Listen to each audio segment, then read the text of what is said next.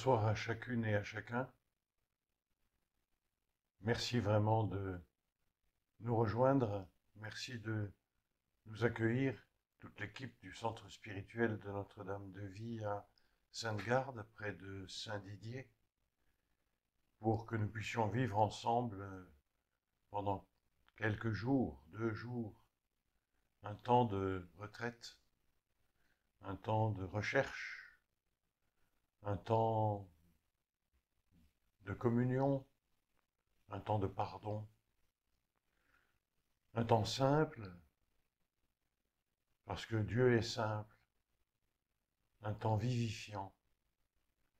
Nous portons chacun de nous, chacune de nous, le poids de nos expériences, le poids de la situation, du monde, de l'Église. Nous portons le poids et les joies d'un sourire, les joies d'une croissance, les joies d'un pardon donné, reçu, les joies d'accueillir, d'être reconnu et d'apprendre à reconnaître l'autre. Lorsqu'il s'est agi de chercher avec Dominique, avec Monique, avec Chantal, avec toute l'équipe, avec Didier, Marie, un thème pour cette année 2020-2021, nous pensions bien qu'elle ne serait peut-être pas forcément plus facile que la précédente. Mais quand même, nous avons voulu faire un acte de foi et de confiance en Dieu. Jésus a dit un jour à ses apôtres, maintenant votre cœur est dans la tristesse, mais je vous reverrai et votre tristesse se changera en joie. Et cette joie, personne ne pourra vous l'enlever. Alors nous avons mis bonne nouvelle. Le centre spirituel continue et dans la lumière de cet évangile de la guérison, et d'abord du cri, et puis de la pagaille qui l'entoure, ce texte évangélique de la guérison de Bartimée, cet aveugle qui est installé à Jéricho, à la porte de sortie de Jéricho, sur la route qui monte, car elle monte, à Jérusalem. Jéricho est situé à moins 240 mètres en dessous du niveau de la mer, et Wikipédia m'a appris que c'est sans doute la ville, elle date de 10 000 ans à peu près, la ville la plus basse de toute la planète. Et nous avons choisi, nous avons reçu peut-être aussi de cet évangile la grâce ou l'idée simplement d'éclairer en quelque sorte toutes les activités, les propositions des centres spirituels de Notre-Dame de Vie par ces 3 mots. Confiance, lève-toi, il t'appelle. Et durant cette retraite-là, celle qui aurait dû avoir lieu du 8 au 11 novembre, ou du 7 au 9, je ne sais plus, je me mélange dans les dates, plutôt du 7 au 9,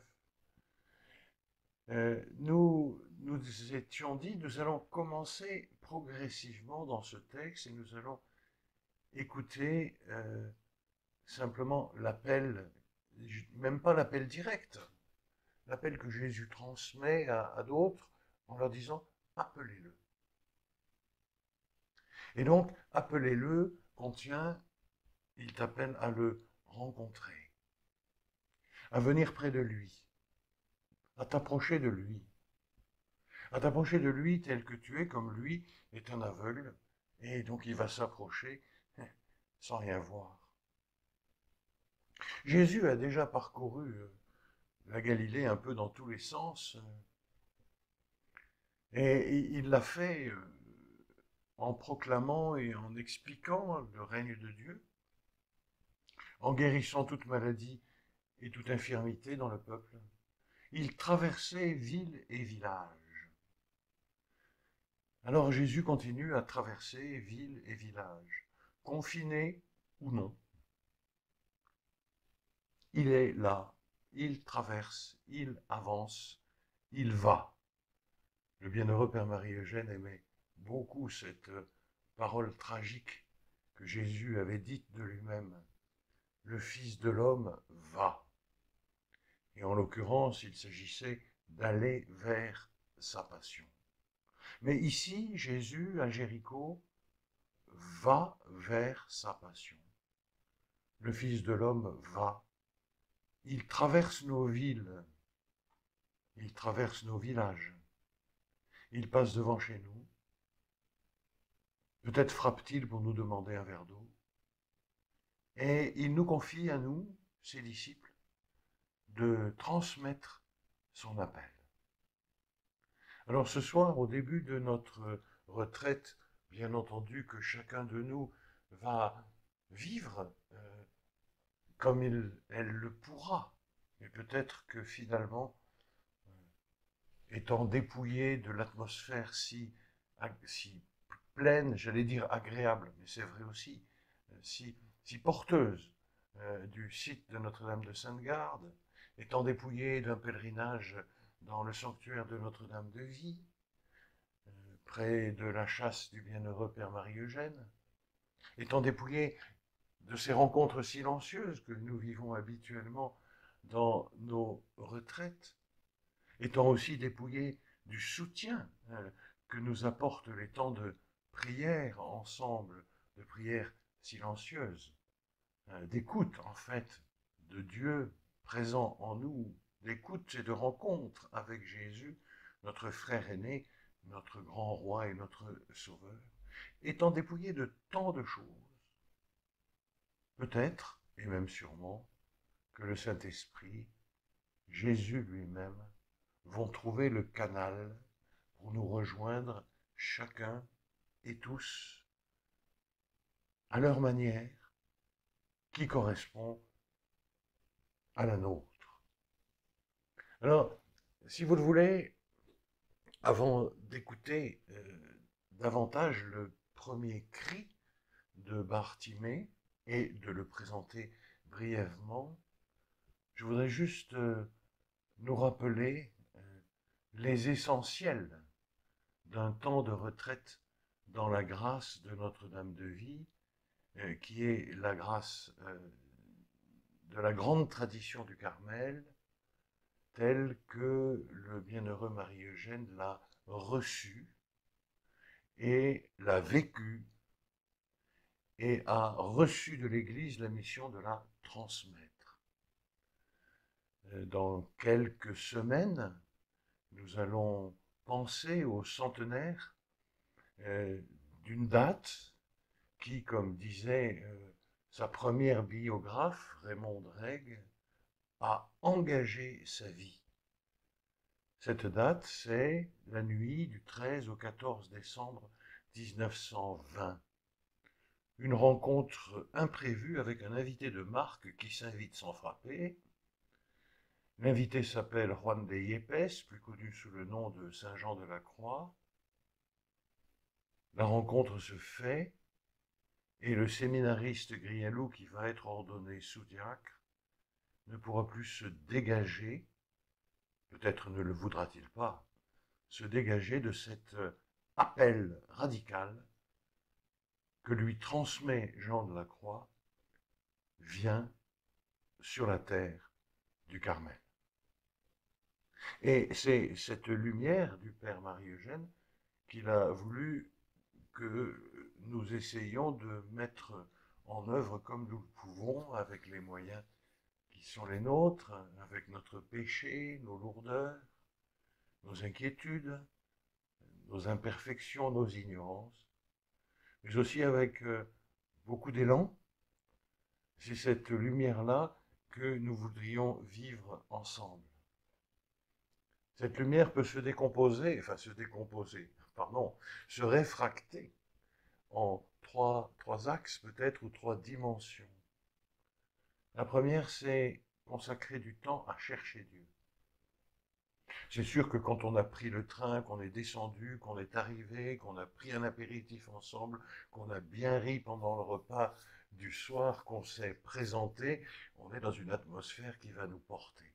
Mais je suis absolument certain que si l'atmosphère est nécessaire pour facilite l'accueil du don que Jésus nous fait de son amitié, ce don de son amitié, il va nous la faire en mettant euh, les assiettes dans le placard, en essuyant la toile cirée du repas du soir, en essayant de calmer peut-être la vie familiale qui devient un peu bouillonnante, ou en essayant de porter cet isolement, cette solitude dans laquelle nous sommes, et que le confinement sanitaire ne fait que rendre encore plus douloureuse. Alors, d'une manière ou d'une autre, si vous le voulez bien, dans les journées qui vont s'écouler, vendredi, samedi, dimanche, prenons du temps pour chercher Dieu. Où t'es-tu caché?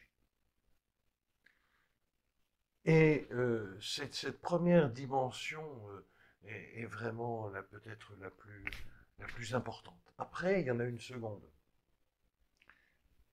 Où allons-nous le chercher? Eh bien, nous allons le chercher là où il se trouve, avec justement ce texte de Saint Jean de la Croix. Ton bien-aimé demeure en toi et il y demeure caché. Non pas qu'il joue à cache-cache, bien entendu, mais il est trop lumineux, trop présent, trop jaillissant de charité. Et tout ceci nous aveugle, nous le rend insaisissable. Alors nous allons le chercher avec les bons outils.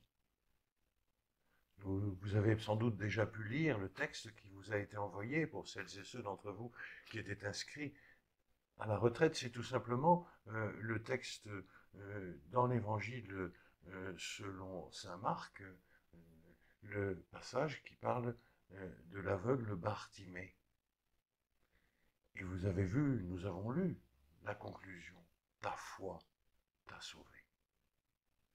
Et par conséquent, cette recherche de Dieu, nous allons la mener dans cette attitude de foi. Saint Jean de la Croix note bien souvent que croire, ça nous donne Dieu. Ça nous donne Dieu. Non pas qu'on arrive à l'attraper, à le saisir, mais on peut entrer en contact avec lui. Donc nous allons vivre, si vous le voulez bien, ce temps de retraite à la recherche croyante du Seigneur. Et puis la troisième dimension de cette retraite qui va nous permettre de recevoir vraiment ce que le Seigneur veut nous donner, eh bien c'est justement ce troisième axe, c'est très simplement, nous n'allons pas lui fixer un cahier des charges. Nous allons lui dire, je suis là, viens, s'il te plaît, bien sûr. Mais nous savons que ça lui plaît beaucoup. L'Esprit Saint que je vous enverrai d'auprès du Père, il vous enseignera tout. S'il te plaît, viens. Et c'est là que pour ce soir, nous rejoignons l'aveugle Bartimée. Pour qu'il puisse venir, il faut qu'il y ait de la place. Pour qu'il y ait de la place, il faut qu'il y ait un manque. Et pour qu'il puisse envahir ce manque, il faut, c'est nécessaire, c'est notre collaboration à l'échange avec lui, il faut que nous le lui présentions. C'est pourquoi ce soir, je voudrais méditer quelques instants simplement avec vous sur ce terme, ce premier cri qui monte de cette foule qui presse Jésus de partout, une foule qui est tendue, qui est angoissée, qui est compliquée, qui est pas calme, vous voyez, une foule tourmentée parce que l'angoisse progressivement monte, les oppositions envers et Jésus se font de plus en plus manifestes et agissantes. Et voilà que Jésus sort, et dans cette foule, il entend « Fils de David, Jésus, aie pitié de moi ». Et ce cri est un petit peu inlassable. Alors ça finit par être un tout petit peu aussi agaçant.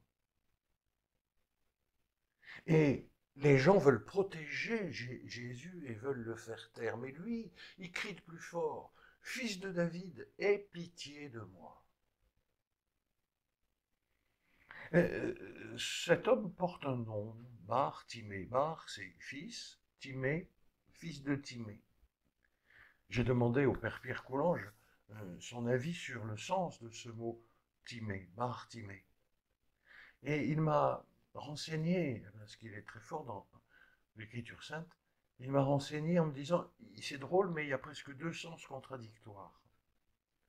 Timée, ça veut dire quelqu'un qui a de la renommée, qui est vraiment quelqu'un en qui on a confiance, quelqu'un qui a réussi sa vie, quelqu'un qui, vous voyez, qui a une réputation, une très bonne réputation. Fils de Timée ne signifie pas que cet homme qui s'est appelé Timée est son papa. Non, c'est une lignée. C'est peut-être son arrière-grand-père, en tout cas, voilà, quelqu'un qui est renommé. Et puis, si on fait le tour de ce mot par l'araméen, alors c'est presque l'inverse. Ça serait quelque chose comme fils du type qui est louche, qui n'a pas de chance. On ne sait pas exactement comment il tourne. Un peu pagailleux, vaguement inquiétant. Le fils de Timée. Je me suis réjoui de cette interprétation qui, comme très souvent dans l'Écriture sainte, est comme double et nous ouvre finalement un espace pour nous y reconnaître. En effet, nous-mêmes, nous sommes à la fois de bonne réputation et des gens pagailleux. Nous sommes des gens qui réussissent certaines choses et qui ratent pas mal d'autres. Nous sommes des gens divisés en nous-mêmes, qui avons du mal, beaucoup de mal, et qui même ne pouvons pas construire par nous-mêmes l'unité de notre vie et voir la direction dans laquelle il faut aller. Nous aussi, nous avons perdu la vue. Et quand nous disons « mais nous voyons », Jésus nous dit « vous dites nous voyons, mais vous ne voyez pas ». Et alors votre péché, c'est-à-dire cet obstacle qui est en vous et qui vous empêche d'aller vers Dieu, il demeure, votre péché. Et nous rejoignons là ce fils de Timée, avec ce mélange dans sa personnalité, comme dans la nôtre. Mais lui, alors, il est là pour éclairer tout l'itinéraire des disciples, en fait.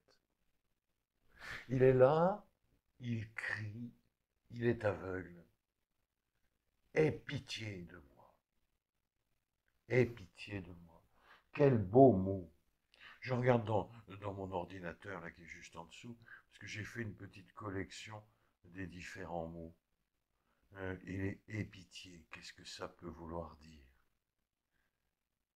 On le trouve très fréquemment dans la Bible. Et ce qui est de plus étonnant, c'est que ce mot pitié est d'abord un nom de Dieu. Dans l'Exode, par exemple, au chapitre 34, Exode 34, 5 à 7. Le Seigneur descendit dans une nuée, il se tint là avec lui, avec Moïse. Et alors Moïse invoqua le nom du Seigneur.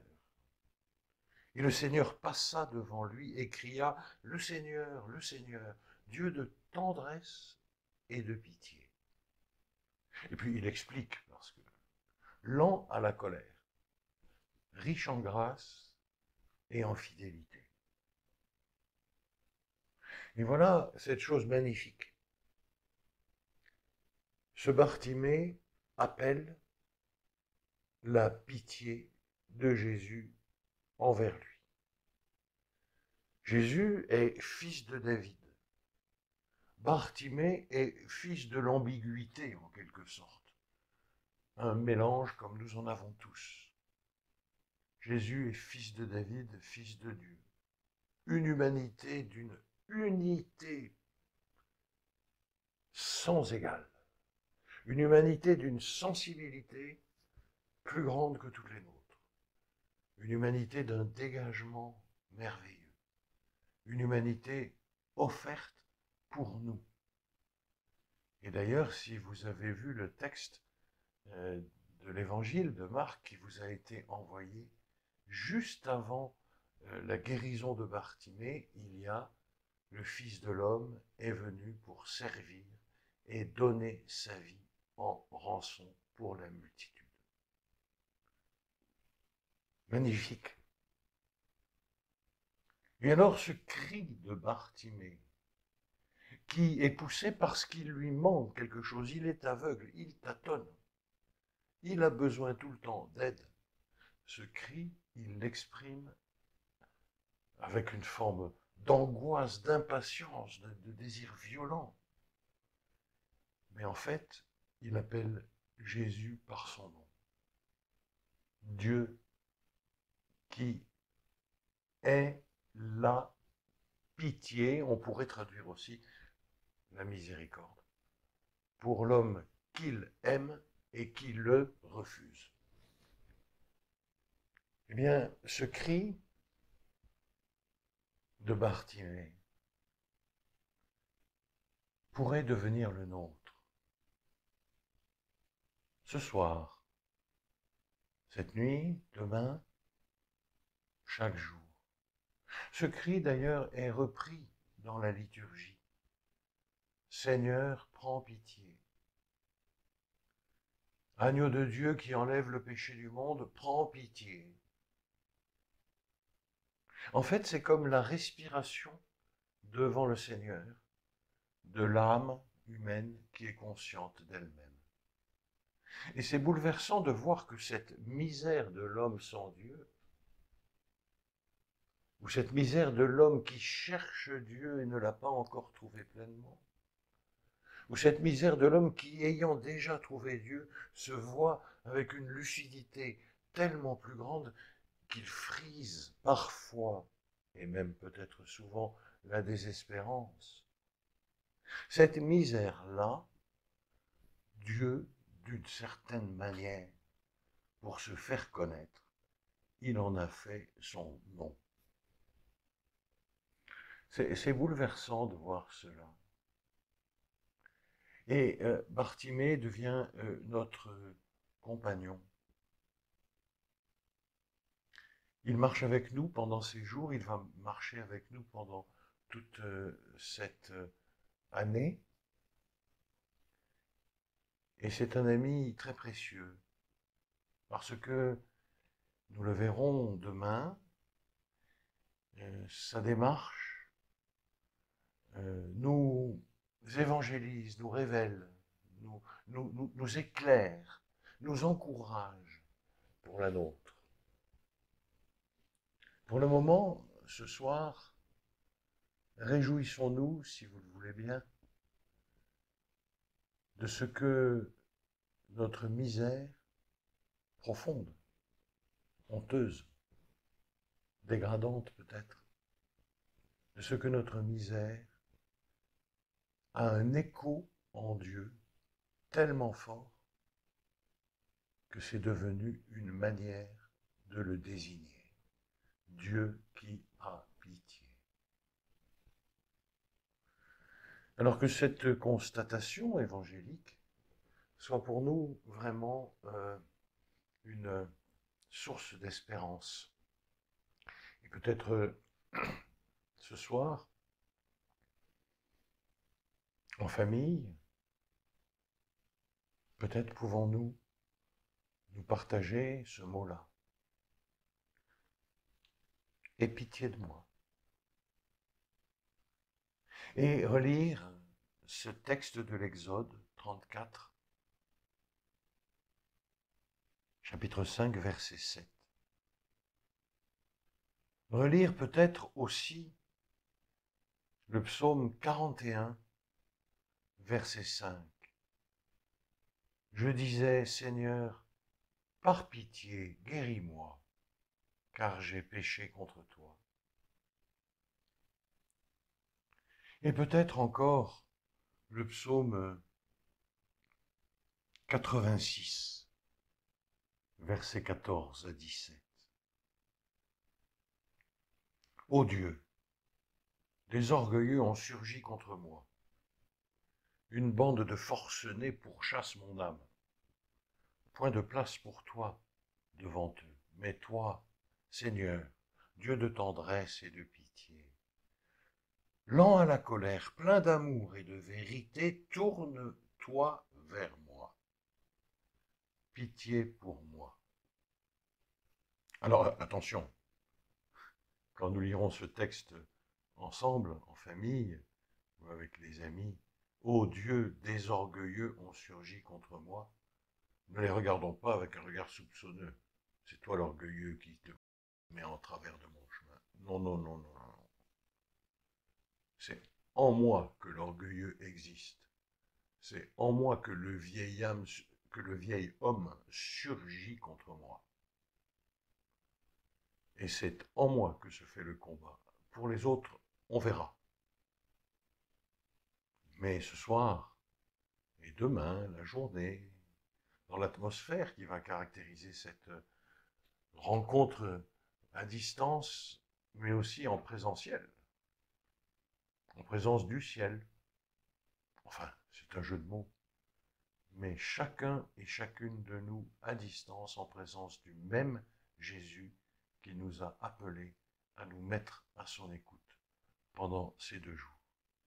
C'était l'essentiel de ce que je voulais partager avec vous pour commencer notre démarche.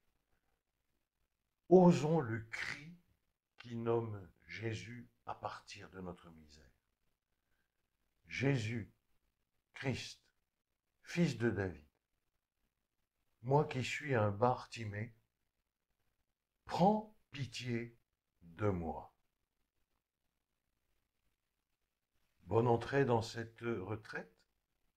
Peut-être pourrons-nous prier les psaumes de Complis, chacun là où nous sommes, et que la nuit, dans la ville, dans le village, dans la famille, que la nuit nous soit, si possible, reposante. À demain.